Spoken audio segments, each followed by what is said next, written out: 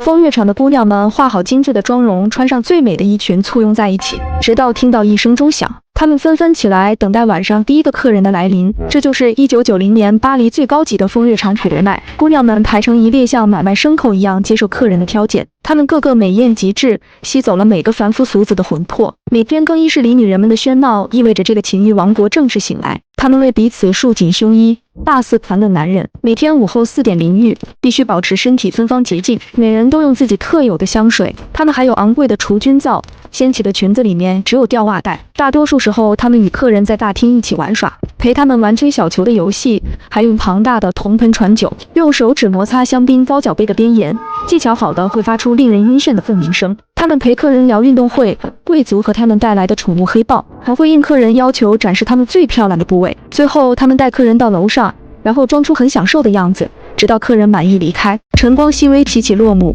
他们彼此照顾，按照严格程序清洗自己的牙齿和身体后，一觉睡到第二天中午。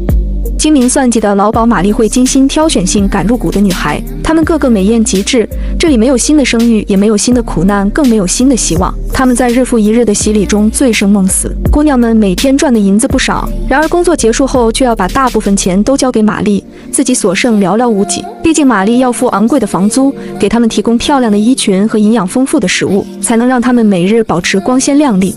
这天，毛遂自荐的女孩一层层脱掉厚重的外套和里面薄如蝉翼的内衣，她害羞地在玛丽面前展示自己的身体。玛丽顿时被她丰满的身子吸引，她断定眼前的女孩必定是个好苗子。她问：“你为什么要来这里？”波丽娜娇羞地回答：“为了独立自由。”玛丽嘲笑她：“这里可是妓院，没有什么自由。”波丽娜道出了实话：“我想赚钱。”蜻蜓点水般的对话，便是两种自由观念的碰撞。玛丽口中的自由是随意嫁人过日子，而对波丽娜来说，自由是用同一个身体去赚比做洗衣服更多的钱。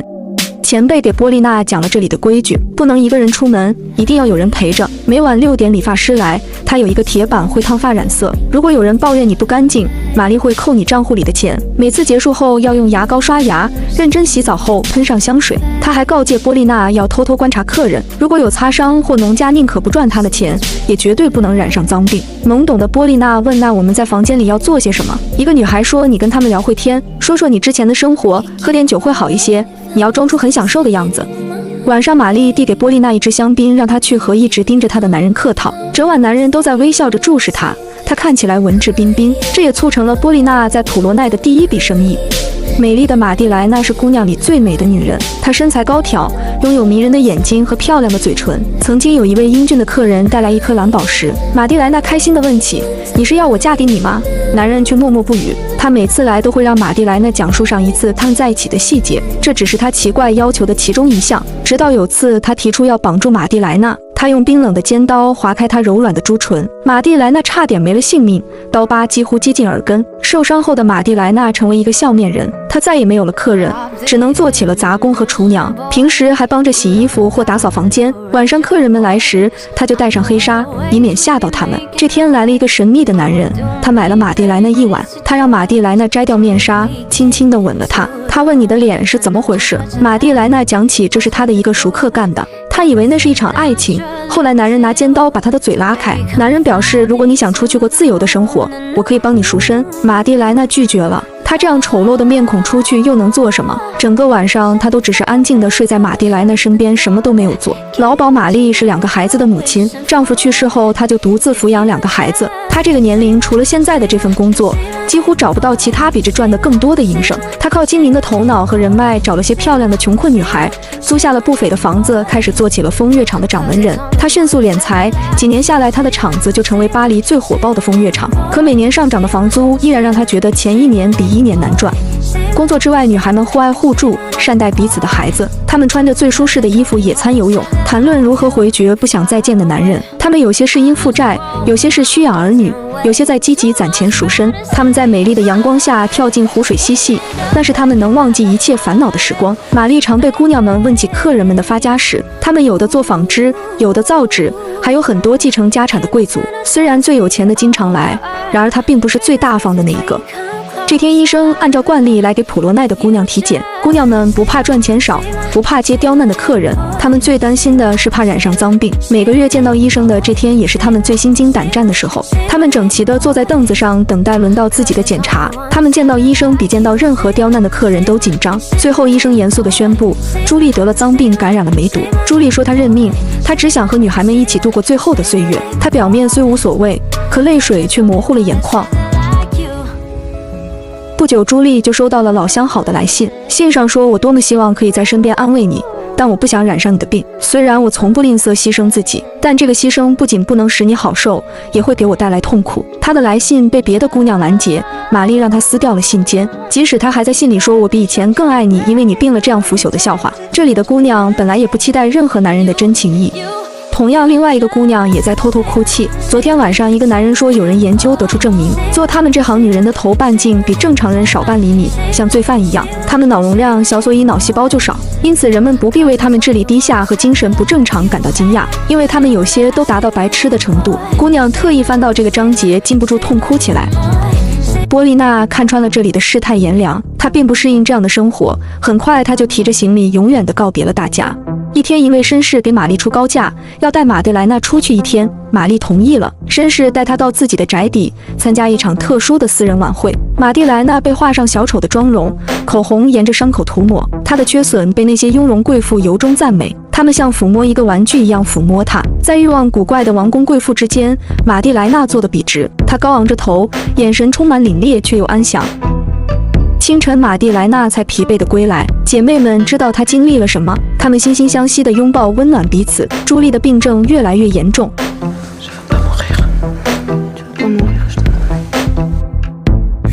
在最后的日子，她依然想念那个男人。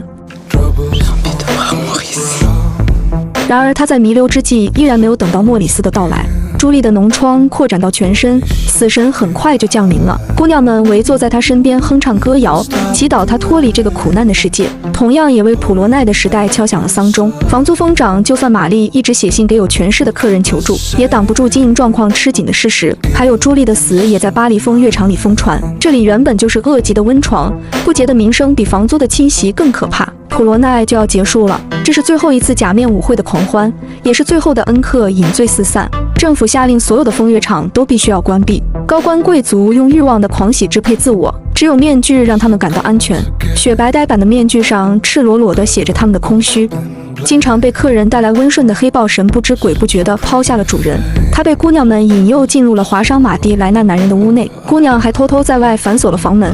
黑豹垂着头，两眼死死地盯着对面的男人，他鼻子里发出低沉的哀鸣，还拖着尾巴威风地炫耀着自己的霸气。男人被吓得一动不动，门外的姑娘们等待着对他最终的审判。玛蒂莱娜还是经常忍受着脸颊的剧痛，时不时地回忆起那天的绳索刀子，还有她无可挑剔的英俊面孔。乳白色的液体从泪腺涌出，滑落她的脸庞。恐怖的记忆永远都不会消散。她早从幻想的爱情中陡然惊醒，华丽的直面生命的绝望。姑娘们没有了青春年华，她们并不知道自己该去哪里。随着最后一盏灯的熄灭，巴黎最高级的风月场普罗奈悄然落幕。时光流转到100多年后的巴黎，现代的街道车水马龙，三三两两的站街女，她们的妖冶和风尘没有褪去，她们的姿态和神情也一如既往的淡然。这时，车上下来的女子和普罗奈里的萨米拉一模一样，她一步步走进镜头，仿佛把人又拉回100多年前那个热闹的夜晚。人们把玩着手里的玻璃杯，发出阵阵叫做美人鱼的共振声。此时，2011年法国电影《巴黎青楼回忆录》剧中，电影讲述了1900年的巴黎风月场普罗奈的兴衰到灭亡。片中几个姑娘的悲惨命运是整个行业的缩影。19世纪的时代背景下，欧洲大多妇女依然被禁锢在家庭内，即使少部分工作也只是从事低级的劳动，拿取微薄的工资。很多穷苦家庭的女人为了糊口养活家人，不得已进入了风月场。这个职业承担了藏污纳垢的社会功能，也注定了被物化的命运。自古至今，无论东方还是西方，每一种文明，每一个国度都有妓院的艳史迷情。从盛唐年间的青楼女子，到古希腊时期的风尘艳妓，从百老汇的大腿舞到东京的歌妓，都曾带给世人无限遐想，又给予文人骚客无穷灵感。不知多少天妒英才把性命放在花街柳巷的祭台上。西方梵高、尼采、福楼拜、莫泊桑、叔本华，东方同治皇帝、杜牧，还有近代的蔡锷等不计其数。影片中所有的服装道具都完整的还原那个时代，如油画般的场景服饰和女人的身体影像，缓缓带着我们走回到上个世纪的法国最高级的风月场。不同于明书里女人们的勾心斗角，这部电影表现了特殊行业里女人们彼此取暖的深厚感情，一群女子的命运，一个时代的风光与悲凉，写实了人性的高贵与阴暗。姑娘们曾经是女仆、洗衣女，也是女儿或母亲。电影并未直接描述她们的悲惨命运，比如笑脸女人，哪怕她先做客人被毁容后，依然艰辛地活着。这种让人心疼的坚强和对于痛哭冷静的抗争，则更具魅力。当白色的液体从她双眼流出时，是解脱也是悲痛。被姑娘们引诱黑豹进屋后的男人，结果并未交代。我相信你的心中已经有了最完美的结局。专注大女主爱情及传记类题材电影，关注我，好片不迷路，带你解读不一样的爱。